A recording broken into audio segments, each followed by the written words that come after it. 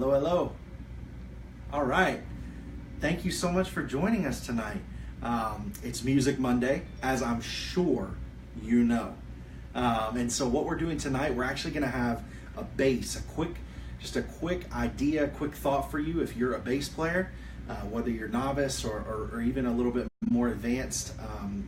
If you play a lot, you probably already know this, even if you haven't really thought about it, like you've picked it up, like you hear it. But if you're a novice, this may be new to you, and so this is a really neat thing. Man, I mean, if you're just starting out in a band, or if you're starting out playing like on the worship team at church or something like that, like this is a tool that I think you can use to be able to start playing pretty quickly. And so it's really simple. It's really neat. What we're going to talk about tonight is learning how to play the root note, the fifth of the major scale, and then the octave. And the root to the octave is 12 semitones to get there. And so it's just a really neat thing, like a root note. Like let's just pick out G, for instance. I'm holding that just by putting my finger on the 3rd fret, top string there. And so that's a G note. If you go, this is a simple pattern. Anytime you want to get from the root note to an octave note, which is the same note, just higher, you go down 2 strings. So I started here, down 2 strings, and up 2 frets. So that's another G, but 12 semitones higher.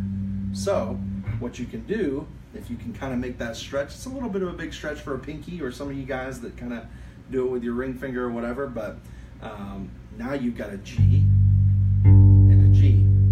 And even if that's all you had, it kind of varies up your playing, like, because with bass, you know, you're only playing notes most of the time, not necessarily chords like you would on a guitar or piano. And so like just the ability to play a G, but not just play it like, but be able to be like, something like that just allows you to kind of break up your playing, add a little bit of interest to it. Another thing that you can do that's really easy, again, it's right there within the pattern.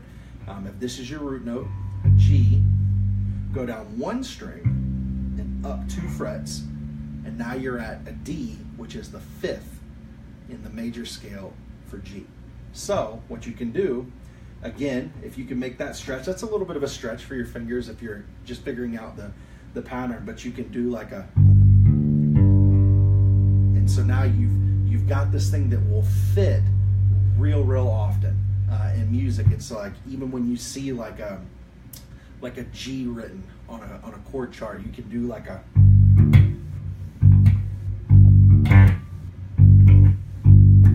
as long as you hit it clean, right? Stuff like that. So anyway, I have tiny fingers. You probably don't, so good for you. But yeah, so that's the pattern.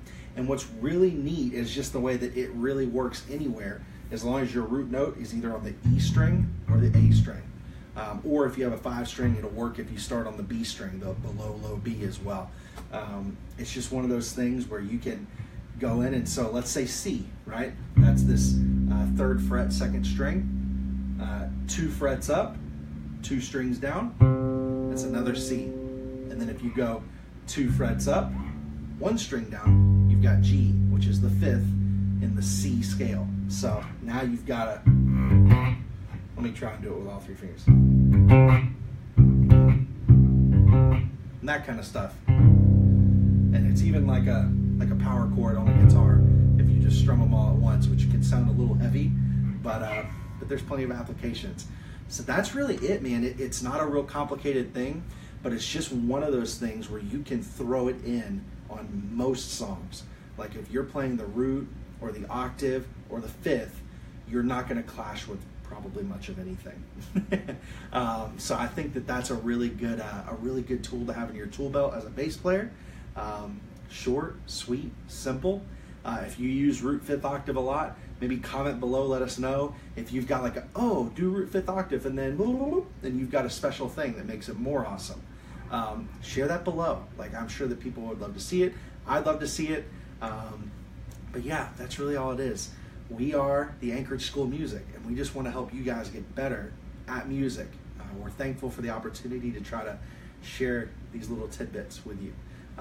But in 2 weeks, we'll be doing another Music Monday. Mandy will be leading that one, and I don't know what she'll be teaching on. It'll be super cool. It'll have something to do with the piano. There's no telling what it's going to be.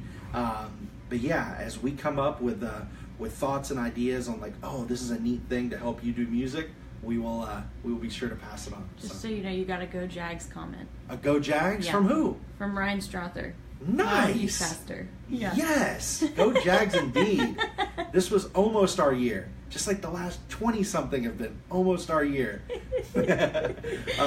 Yeah, so we're excited to do this stuff with you. And like we've said every time, if you have ideas on what you'd love to learn, if you're like, hey, how do you do this kind of a thing? Ask us. We'd love to throw it into a Music Monday. Thank you guys for tuning in. Have a great night, and we'll see you in 2 weeks.